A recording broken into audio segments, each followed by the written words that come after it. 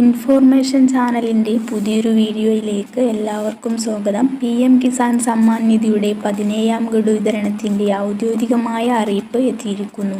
അതിൽ സമയം മാറിയിരിക്കുന്നു. അതിനാൽ തന്നെ പലർക്കും ഗഡു തുക അക്കൗണ്ടിൽ ക്രെഡിറ്റ് ആവുന്നത് പിറ്റേ ദിവസം ആയിരിക്കും.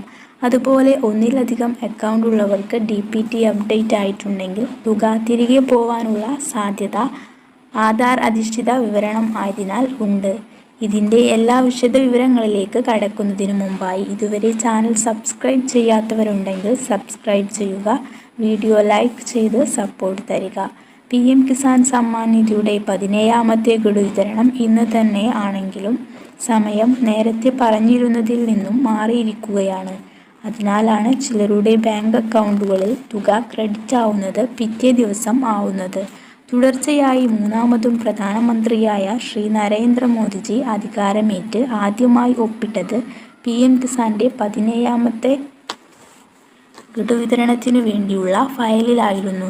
ഇപ്പോൾ പ്രധാനമന്ത്രിയുടെ ആദ്യത്തെ കർഷക ധനസഹായ പദ്ധതിയുടെ വിതരണം നടക്കുന്നത് സ്വന്തം മണ്ഡലമായ വാരണാസിയിൽ വെച്ച് തന്നെയാണ്. ഇന്ന് വൈകിട്ട് 5-നാണ് പ്രധാനമന്ത്രി ഒരു റിമോട്ട് സ്വിച്ച് ഓൺ കർമ്മത്തിലൂടെ 9 കോടിയിലധികം വരുന്ന രാജ്യത്തെ കർഷകരുടെ അക്കൗണ്ടുകളിലേക്ക് 17ാമത്തെ ഗഡുവായ 2000 രൂപയുടെ വിതരണം നടത്തുന്നത്. നമ്മുടെ സംസ്ഥാനത്തെ 20 ലക്ഷത്തോളം പേരുടെ അക്കൗണ്ടുകളിലേക്കും ഈ ധനസഹായം ഇന്ന് തന്നെ ക്രെഡിറ്റ് ആവുന്നതാണ്. ഇന്ന് വൈകിട്ട് 5 മണിക്കായതിനാൽ പല ബാങ്കുകൾക്കും അന്ന് തന്നെ ട്രാൻസാക്ഷൻ കംപ്ലീറ്റ് ആകുന്നതിൻ്റെ ബിസി ഇഷ്യൂ നേരിട്ടേക്കാം. അതിനാൽ മുഴുവൻ അക്കൗണ്ടിലേക്കും തുക ഇന്ന് തന്നെ ക്രെഡിറ്റ് ആയിക്കൊള്ളണം എന്നില്ല. ബിസി ഇഷ്യൂ നേരിടുന്ന ഗുണഭോക്താക്കൾക്ക് പിറ്റേ ദിവസമായിരിക്കും തുക അവരുടെ അക്കൗണ്ടുകളിൽ ക്രെഡിറ്റ് ആവുന്നത്.